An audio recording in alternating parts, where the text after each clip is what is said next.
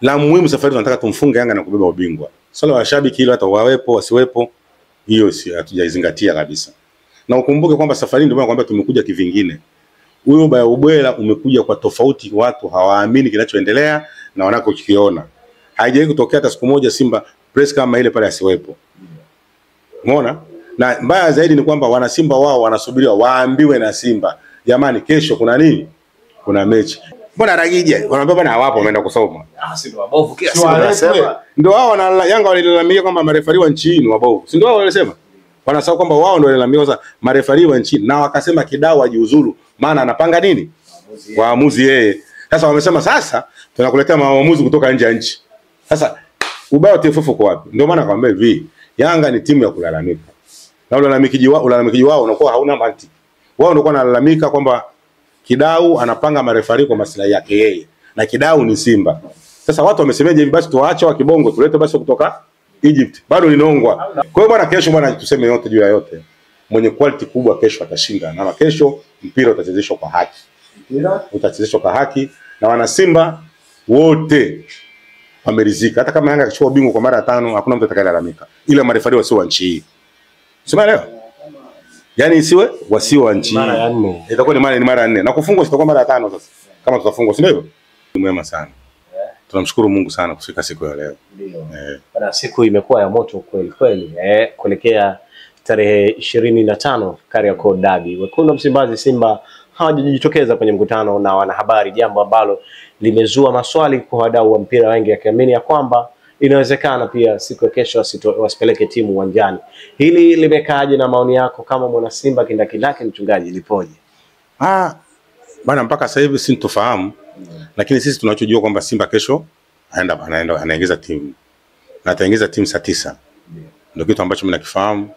Kingine ni kwamba kuna Simba walichofanya wamefanya tukio kama mtego.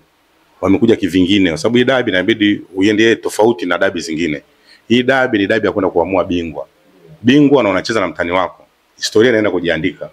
Kwa kama historia inaenda kujiandika ni mechi ambayo inahitaji timing kubwa na walichofanya Simba wamefanya timing nzuri ambayo mwana Simba yoyote hawaelewi na hii kutoelewa kwake ndio Simba anaenda kupata ushindi.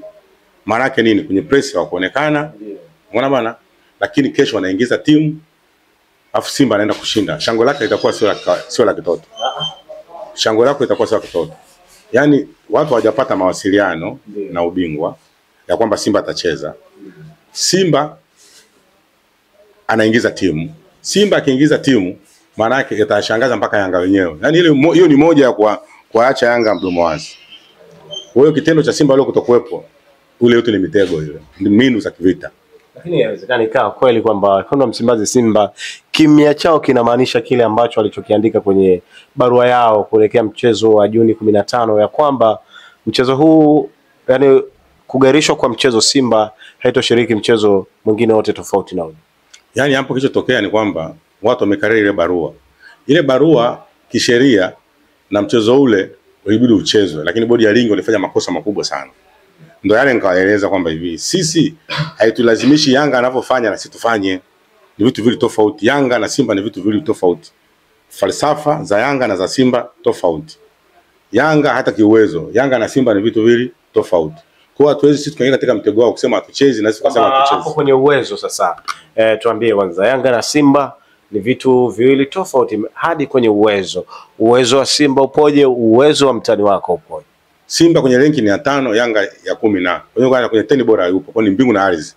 Kwa ni vitu viwili tofauti kabisa. Kwa hiyo ndio kwamba Yanga sisi na Yanga tuna tofauti ya vitu vingi. Kwa hiyo sisi hatuwezi Yanga wao wakisema tucheze na sisi tukaonekana tucheze. Simba ni timu ya mpira. Yanga ni timu ya masumbwi. Umeelewa bana? Yanga ni timu ya ugomvi, timu ya kususa, ndio Yanga jinsi ilivyo. Na ukiangalia wao washasema kwamba sisi tutacheza ng'oo.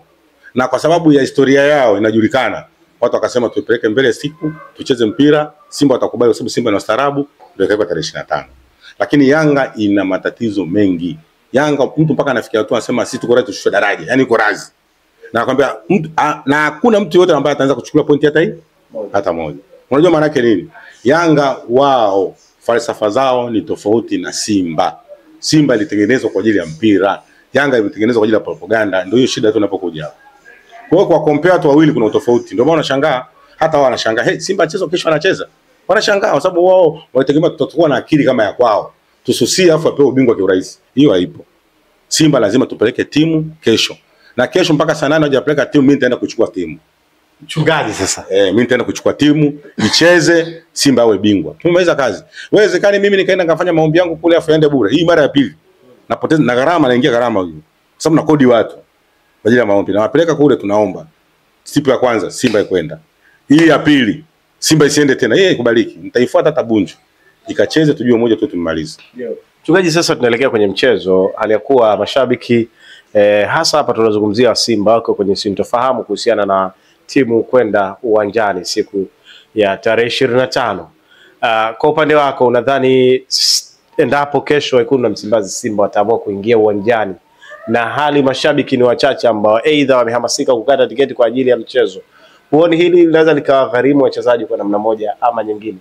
Kwanza sisi hatuhitaji hata mashabiki. La muhimu safari tunataka tumfunge Yanga na kubeba ubingwa. Swala la mashabiki hilo hata wawepo wasiwepo, hiyo si hatujaizingatia kabisa. Na ukumbuke kwamba safari ndio maana kwamba tumekuja kivingine. Huyo baya ubwela umekuja kwa tofauti, watu hawaamini kinachoendelea na wanakokiona. Haijawahi kutokea hata siku moja Simba press kama ile pale asiwepo. Umeona? Na mbaya zaidi ni kwamba wana Simba wao wanasubiriwa waambiwe na Simba, jamani kesho kuna nini? Kuna mechi. Ina maana hawaiamini dabi, hawaiamini bodi ya ligi. Wanaiamini tu timu yao. Timu yao tu. Sasa inabidi na hata bodi ya ligi muiamini, hii ndio mpira wake. Wewe vaa jezi yako nenda pale, timu isipotokea ni swala lingine, lakini wewe timiza wajibu wako kama shabiki wa mpira. Lakini kuja kutuuliza eti timu icheze, hiyo sio kazi yetu. Kazi yetu sisi ni kuvaa jezi ya Simba, ukakate tiketi, uingie uwanjani, usubirie timu ije. Kuna watu wajua haki zao hata za mpira. Haki ya mpira wewe shabiki kazi yako ni kupaza sauti, kupiga kelele, sababu wewe ni msaada kwa mchezaji ili timu ipate matokeo ukiwa kama shabiki. Sasa haki za shabiki mwenyewe hazijui. Ndio ile anamwambia, "Hatujasikia msemaji akisema, hajasikia Simba kusema." Sasa wao Simba kama ndio mbinu yao ya ushindi, ni maana game utaiona. Haya umekaa nyumbani sasa saa 9 gani mbaya inaingia uwanjani. Sasa utakurupuka kutoka Mbeya. Kwa hiyo kuna vitu vingine inabidi umsikize hata bodi ya ligi. Ndio yenye mpira wake, wao ndio wanapanga tarehe. Ndio maana wao walipanga tarehe 25. Sasa swala Simba kutokuja hilo swala lingine sasa. Mwenyekiti alisema kwamba sisi tunafuata mamlaka, bodi ya ligi wamesema. Ya. Kwa hiyo kuonekana mtu anakuwa anabisha. Sasa mimi nimeona rafiki zangu wengine wanasema tucheze. Nikamwambia kwa mamlaka ipi mkisema mcheze? Bodi ya ligi ikisema, watu wengine hawajajua. Bodi ya ligi ndio ina uwezo wa kuamua mechi, kuwapa point hata wale ambao walifika uwanjani, kwa sababu wale wengine waliambiwa waje na wakuja, wao ndio wana dhamana hiyo. Timiza wajibu wako kama mwanachama au shabiki wa mpira, hayo mengine hayakuhusu. Sasa hivi watu wanauliza, eti mbona sijasikia uongozi ukisema twende uwanjani? Sasa kama hiyo ukae nyumbani, sasa tusumbue watu, weka nyumbani tu. Sisi ambao tuna imani tutaenda. Na uelewe hao leo kaimu bodi ya ligi sasa hivi, hao ingebidi waendelee mpaka mwisho. Yaani uchaguzi ule ukija wakati msimu wao waingizwe. Kwa sababu hichi kitu kutuletea marefari kutoka Egypt. Wametuletea kitu kikubwa mno. Ambacho sisi tulipiga kelele karibu miaka 3. Kwamba jamani tunaonewa jamani. Kibneni sana, unashuka kwenye boxi, penalty hamna. Yanga anapewa magoli ya mkono jamani. Mpira umetoka Pacome anafunga jamani, watu wala hata wameweka pamba wasikii. Jamani tupate makochi marefari kutoka nje ya nchi. Kelele kweli. Hakuna mtu alisikia. Hawa jamaa wameingia hana hata wiki hawana. Wametuletea hii kitu. Kwa hiyo hii bodi ya ligi hii leo wako. Tena nete huwa si nani? Akalia anajua unanisikiliza. Waache hawa. Hiyo kesho kutwa wachaguliwe hawa. Waendelee na bodi ya ligi. Usilete watu wengine kwa sababu kuna kitu wamekuja nacho. Mbaya zaidi hawa watoki Simba na Yanga wanatoka Azam. Hiyo ni jambo zuri. Kwa hiyo waache hawa waende kwa sababu kuna kitu wamekionyesha kutuletea marefari kutoka nje ya nchi. Sasa marefari walioletwa penalty kama ni 7 ni 7. Kadi nyekundu kama ni 10. Umeona mpaka mechi inaahirishwa. Marefari hawa ni wa haki na marefari wamenyooka. Na ndio kitu ambacho tunakitaka sisi siku zote. Sasa marefari maamuzi ya kesho hakuna mtu atakayeondoka uwanjani pale anungunika. Hakuna mtu atakayenungunika. Manunguniko yameshaanza baadhi huko wakaendelea kwamba bana imekuwaje wameletwa hawa, kanuni zitasemaje? Washamseti mtu wao. Sasa wamemseti dakika za mwisho mambo yamebadilika. Ndio pale umeona anaongea kinyonge yule. Yule bwana anaongea kinyonge kwa sababu maamuzi yamebadilika. Watu ambao kwa tayari washawapanga, biashara imeisha. Hiyo moja. Pili, kumbuka Yanga na mzozo na TFF. Kama Yanga na mzozo na TFF na kuambia akalia jiuzuru, bodi ya ligi jiuzuru, alafu marefari wanatoka nje na wanapokewa na TFF, wewe unategemea kitu gani? Sasa ndo pale sasa wanasema bwana wamemkumbuka mpaka Yoko. Mbona Ragije? Wanaambia bwana hawapo wameenda kusoma. Si ndio wabovu kila siku wanasema. Ndio wao na Yanga walilalamika kwamba marefari wa nchini wabovu. Si ndio wao walisema? Wanasema kwamba wao ndio walilalamika sasa marefari wa nchini na wakasema Kidau ajiuzuru maana anapanga nini? Waamuzi yeye. Sasa wamesema sasa tunakuletea maamuzi kutoka nje ya nchi. Sasa ubao TFF uko wapi? Ndio maana nakwambia hivi, Yanga ni timu ya kulalamika. Na ulalamikiji wao unakuwa hauna mantiki. Wao ndio wanalalamika kwamba Kidau anapanga marefari kwa maslahi yake yeye. Na Kidau ni Simba. Sasa watu wamesemeje hivi basi tuwaache wa kibongo tulete basi kutoka Egypt. Bado linongwa. Nao kapanga Kidau. Ndio hivyo labda naweka kapanga Kidau. Labda anataka wachukue kutoka Malawi. Labda tutatarizika. Lakini kitu alichofanya ni sasa angalia. Nakupa takwimu sasa tembea nazo. Mechi ile kijiji ile tulifunga ile. Sisi tulipata box penalties. Mpaka juu tunapiga kelele. Watatu zile bana sio mbili. Mpaka juu tunapiga kelele. Penalty 3 unaacha. Ina maana ile mechi ilistahiliwe 3-1. Ile mechi ya nyuma yake kabla tulizulumiwa tena. Sasa unajua Simba kwa sababu staarabu unaweza kulalamika. Refa huyu anatunyonga. Aragije na huyo ashabadilika. Unajua tulikuwa tunasema Simba na sasa hivi ashabadilika. Basi bwana. Refa wanatunyonga. Si nini? Bodi ya ligi bwana tusaidieni. Wako kimya wameweka pamba kwenye masikio. Hiyo. Na ile nyingine tulofungwa goli 5. Umeona bwana? Bado marefari sisi tulikuwa na mashaka nao. Tukamwambia marefari hawa wanatunyonga. Hakuna mtu anasikiliza. Sasa safari hii kilio chetu kimesikilizwa. Marefari wametoka Egypt kwamba haki to haki. Sasa sisi tulikuwa tunalia haki yetu, mbona haki yetu hatupati? Sasa ndio wameletwa sasa hao. Ndio tunamsikiza Alikamwe sasa na yeye anaanza kulalamika. Bwana hatujaambiwa ghafla imekuwa ghafla. Kwani sisi tunataka haki? Si refari. Yako sikucheza mpira. Mpira anasema tu mbona imekuwa ghafla? Amekuja ghafla atasema tukubali, sio nini? Maana kuna watu waliwaseti. Tayari washatoka kwenye mchezo mpaka pale. Yaani wanaingia washatoka kwenye mchezo. Mpira uchezwe, kila mtu ashinde kwa haki. Na lingine inabidi watu waende nalo siku ya kesho. Kesho malalamiko kwa 50% yatakuwa yameisha. Kama Yanga atachukua ubingwa, Simba hatalalamika kwa sababu makocha wametoka nje bwana. Simba kama atachukua ubingwa hakuna mtu atakayelalamika. Wale saa 2 wanapanda ndege wanaondoka zao. Sasa ingekuwa ndugu yangu Aragije sasa. Kwa sababu imefikia tu hata Simba wenyewe Aragije hawamwamini. Kwa matokeo ambayo anayafanya. Kwa hiyo hawa marefari wamekuja na kitu kipya. Ambacho kitu kipya kitatuvusha pale tulipo. Anayestahili kushinda ashinde, anayestahili kuchukua ubingwa achukue. Quality taamua. Mtu mwenye quality kubwa atachukua ubingwa na kutakuwa hakuna question. Sio lazima eti Simba achukue ubingwa. Sio Yanga lazima achukue ubingwa kwa magumashi. Msoma referee hao wana magumashi. Kwamba safari wanataka tumpe nani ubingwa mtu fulani. Kwa hiyo wale kuwaleta kutoka nje ile lawama isiwepo. Kwamba mpaka saa 1 mtu anatawazwa tayari ni bingwa wa ligi kuu. Na bingwa si mwingine tena. Ni bingwa mpya ni Simba Sports Club. Bingwa wa LBC. Na kesho Simba anashinda goli 2 bila. Elim Panzo na Kibu Dennis. Basi imekwisha. Hawa wengine watakao kuja sema malalamiko. Lakini kesho bingwa nchi hii ni Simba na Yanga atakuwa amefungwa na Simba baada ya miaka mingapi? Baada ya mara 4 mfululizo kutufunga sisi na kwetu kesho siku yetu. Ndio maana leo unakuta wana Simba wana raha sana. Siku zote wamekaa kinyonge, leo wana raha kuliko walikuwa wamelala tororo. Leo kila mtu anakuambia dabi ipo. Jamani twendeni uwanjani kesho. Nini? Matumaini yamekuja kwa ajili ya wale ndugu zao. Kwa sababu Waarabu wale ndugu zao. Na Waarabu wote wanaipenda Simba.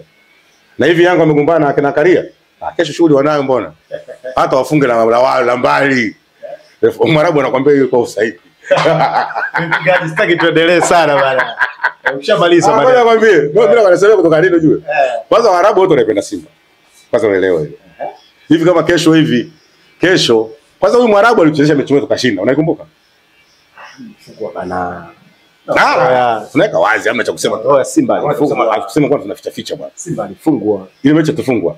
Tuseme alifungwa. Tuseme alifungwa. Alifungwa 1-0. Sasa mimi nilichofurahi zaidi ni kwamba yule Msomali ambaye yeye ni kamishna mchezo, Viara yarudi nyuma. Yule ananyosha kidole tunakwambia ile sio goli hiyo. Mwambie offside. Yule Msomali yule. Na Msomali yule. Yule wamemleta special yule. Maraki. Yani kama Viara yani. Kwamba Bwana hilo goli uliofunga Yanga hilo sio goli. Hiyo ndio offside. Sima mpaka hapo. Kwa hiyo bwana kesho bwana tuseme yote juu ya yote. Mwenye quality kubwa kesho atashinda. Na kesho mpira utachezeshwa kwa haki. Utachezeshwa kwa haki na wana Simba wote wameridhika. Hata kama Yanga akichukua ubingwa kwa mara ya 5 hakuna mtu atakayelalamika. Ile marefari wasio wa nchi hii. Sema leo. Yaani isiwe wasio wa nchi hii. Mara ya 4. Itakuwa ni mara ya 4. Na kufungwa sitakuwa mara ya 5 sasa. Kama tutafungwa si ndivyo? Na nikueleze kitu. Game kama hizi wao Yanga anatuini sehemu hii. Ile kuropoka sana hiyo. Ile safari wamkuta kimya imewahangaisha Yanga. Hapa wana nini hao watu? Wao wana mtego, yani wana vitu vingi. Unaona? Sasa na mimi jana nimeenda kukesha pale. Mpaka asubuhi. Taifa nimezunguka pale, mambo nimeweka sawa. Ndio maana nakwambia hivi, mimi nje ya Benjamin Mkapa sina nguvu. Nguvu zangu ziko mle. Ndio maana ile mechi ya Tanzania basi kwenda. Naambia ile mechi siendi kwa sababu nguvu siwezi kuhamisha nguvu nikaipeleka kule. Sio ndio mpaka hapo? Jana kwenye nimeota napigwa matofali. Sasa hivi matofali ya nini? Kichwani. Alafu napigwa na watu wa Yanga matofali. Nikamwambia mnanipiga matofali mtaka mniue. Wakasema ndio unatuzuia ushindi. Umeona bwana, nikamwambia mimi Simba naiona anashinda goli 2. Ndio hicho wanachohangaika nacho mpaka mida hii. Kufuta goli hizi, kutoa goli 2. Wanipiga matofali ya huko rafiki yangu. Tena ya block. Ngaba singechukua matofali ya kuchoma pale ya block. Mtu kashika huko anakandamiza rafiki yangu. Ngaba mtaniua sema goli zako 2 hizo mpaka uzitoe. Nikamwambia goli 2 hazitoki. Umeelewa bwana? Tuambie naye anafunga ile kwa wafunge na wao. Yaani niwatajie ili waende kwa wafunge wale watu ambao watano kufunga wale magoli. Nikamwambia ni uweni staji. Ushataja mchungaji sasa. Sasa mimi nimewataja hawezi kuwafanyia kitu tena. Elimu Panzo anaingia ndani ya kamba, refari anaamuru penalty. Mimi nakwambia vibaka utamuonea huruma kesho. Na marefari wa Kiarabu ukimgusa tu, refari anakuambia weka katikati hapo.